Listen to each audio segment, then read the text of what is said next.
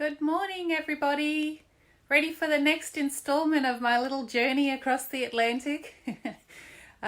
Before I get started, one of you noticed my funny lights that I have up in my office. So I told you I would show you what they look like. So my husband and I, when we moved back to Australia from the Caribbean, we only had very limited money, only the money we had from selling our boat. And so we decided we would build our house ourselves. Now, this was a process that took, 5 years, because we had to work and we had babies and, life was going on around us. Good morning, Kimberly. And so we've done everything ourselves. And when we moved into the house, then we had a bit of a rest, and then we started building this separate office building just off to the side of our house. So my husband has like a man cave downstairs where he's doing his surfboard building, and upstairs is my studio office, which I moved into, and it seemed so spacious at first, but now I have 4 racks of clothing, and I seem to have filled the space. So anyway, when I had the electrician come out and do the lighting, I had bought these pretty blue mason jars, and I wanted him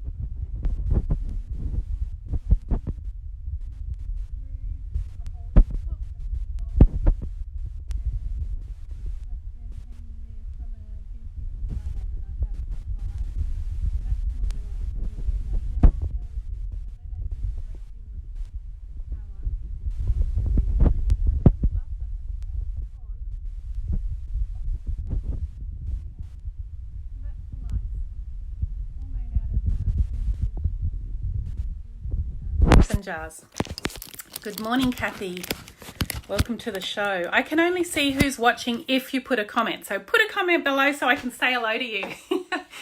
Okay, so I found the email that I sent to all my friends when we arrived in St. Helena.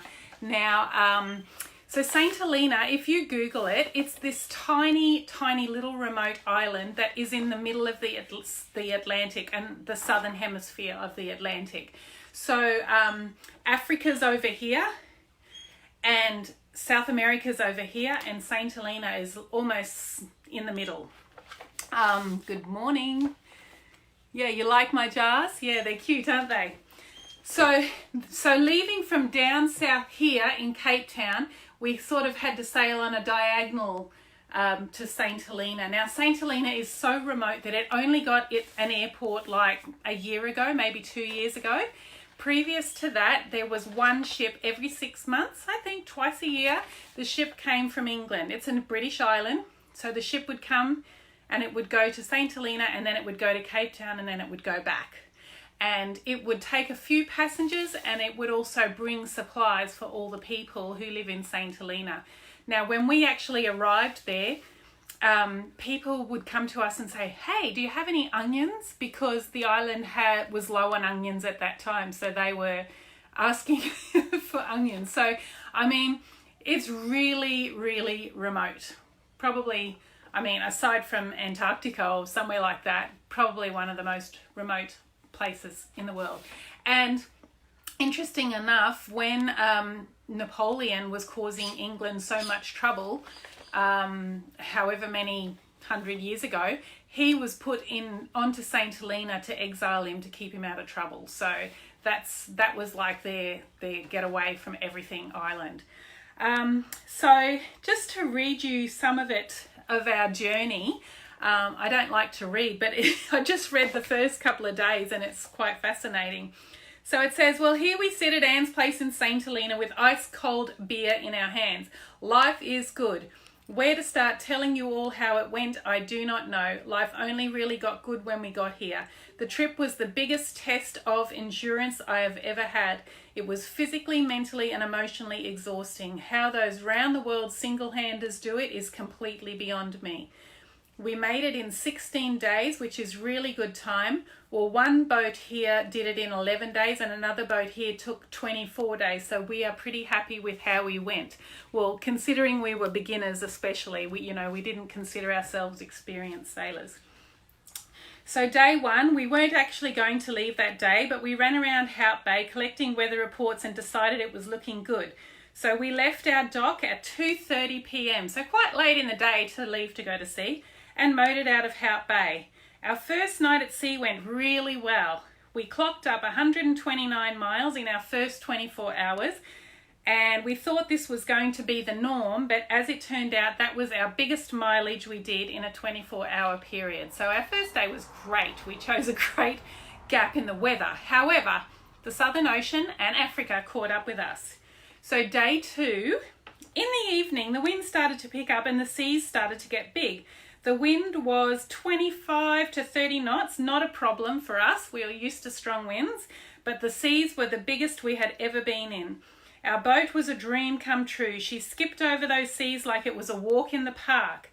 We spent about 48 hours hand helming, hand steering, because our self-steering didn't work, and facing the back of the boat so that we could make sure her bum was into the swell as it came under us. So this was pretty easy to do during the day, but it got more challenging at night when you couldn't see the waves coming because it was so dark. Quite funny, because we steered facing the back of the boat for 2 days. On the last night, we had the engine on so that we could have some steerage when we were in the troughs of the waves. That's the bottom of the waves.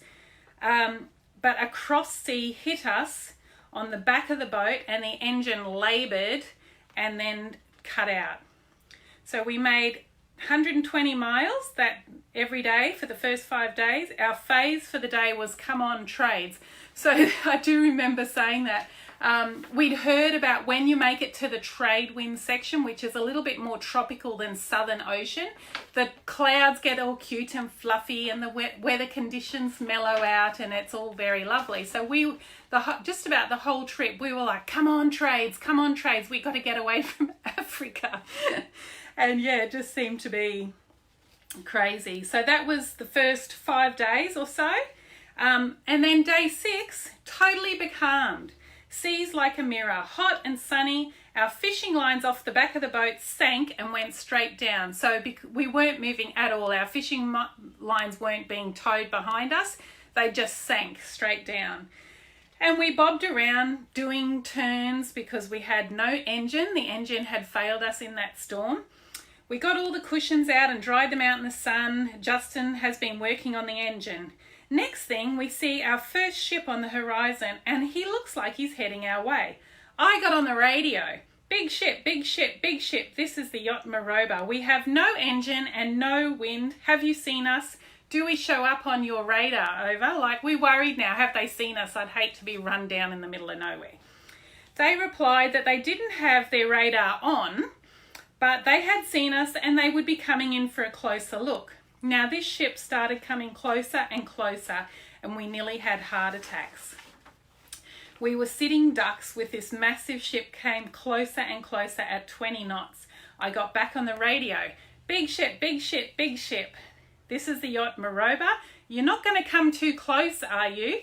He came back on with his Spanish accent and said, don't worry, don't worry. I went back outside again and he was just so close. Justin started yelling at me that how did I know I was speaking to that ship? How did I know that I wasn't speaking to another ship we couldn't see over the horizon? We were so stressed. Not another one. It was a horrible feeling. Anyway, he ended up passing 100 meters to our stern. All of his crew were out on the deck waving their flags and their brooms at us and going, woohoo! It was the most exciting thing we had seen for the 5 days since we'd left Cape Town. We were like the tourist site. So these guys had heard a woman on the radio and wanted to come in and have a closer look because they'd been at sea forever as well. So it took us the rest of the afternoon to get over that one. That was worse than the storm.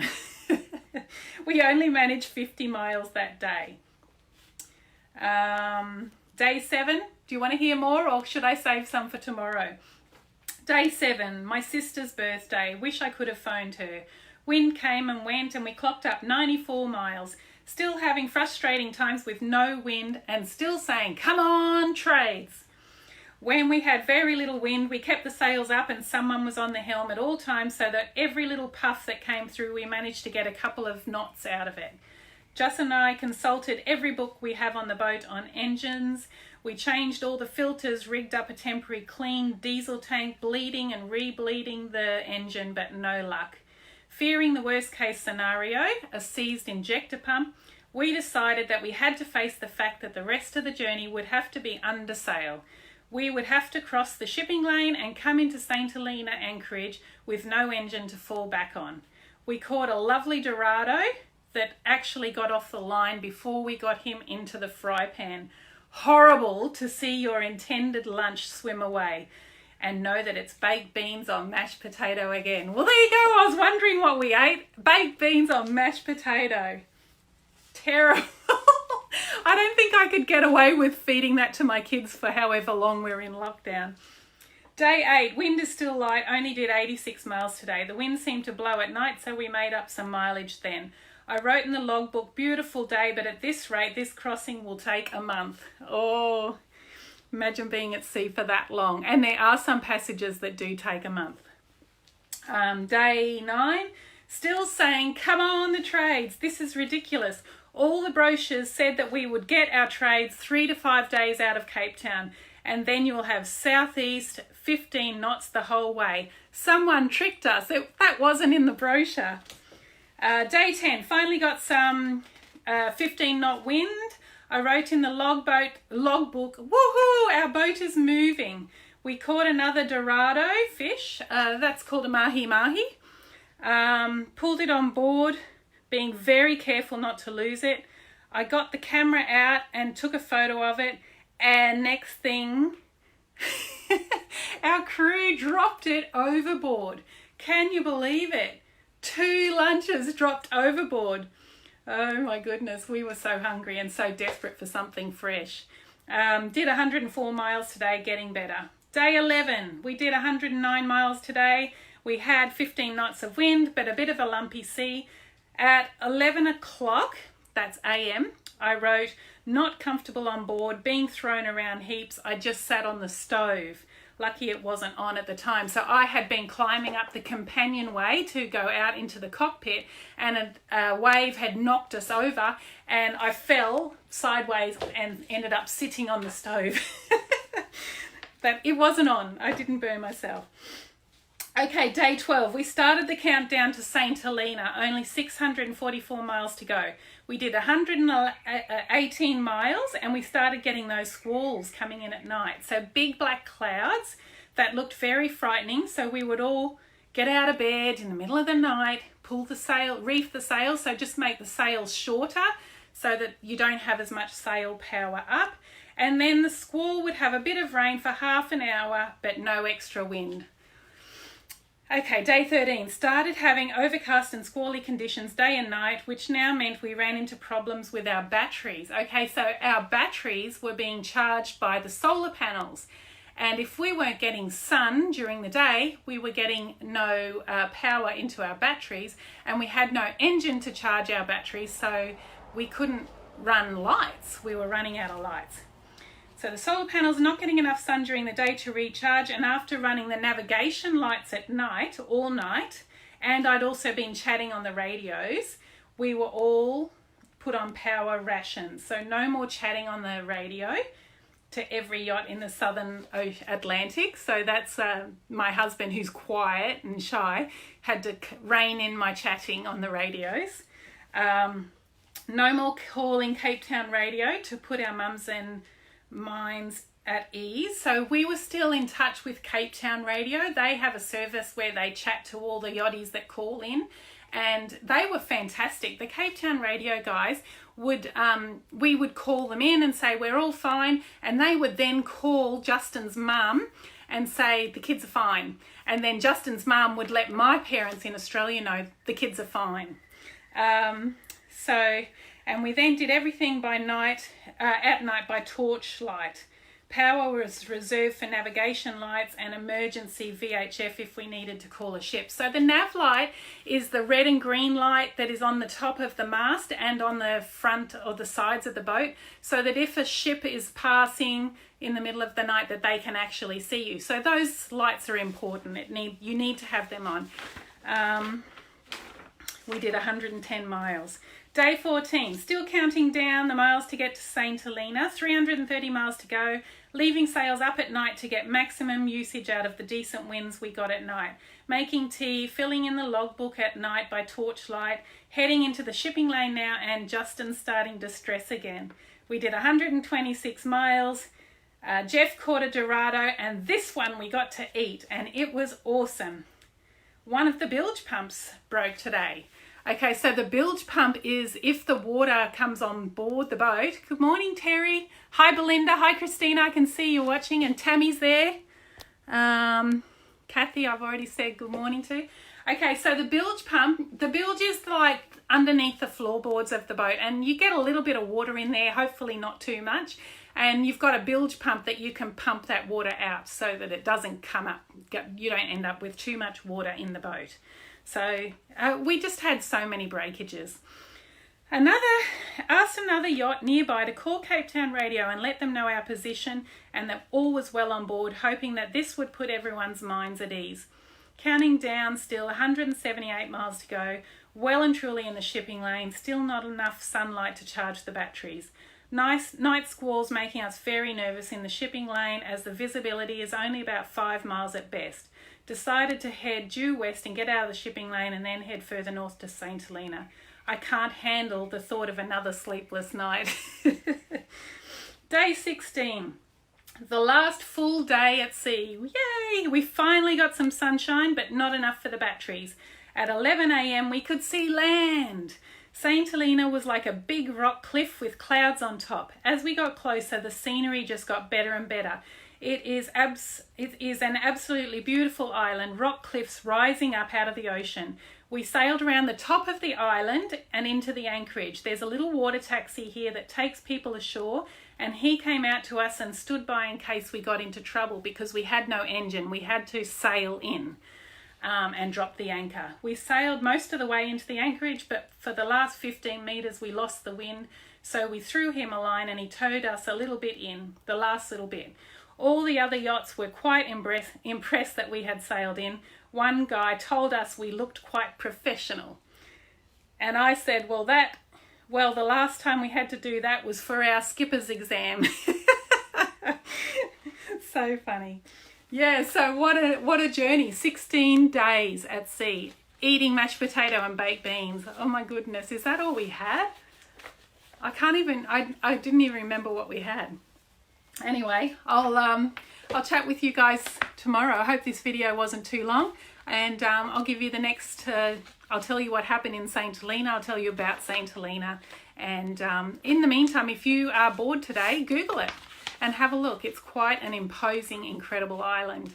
Okay, bye. Have a nice night. Have a nice day to those in Australia. Bye.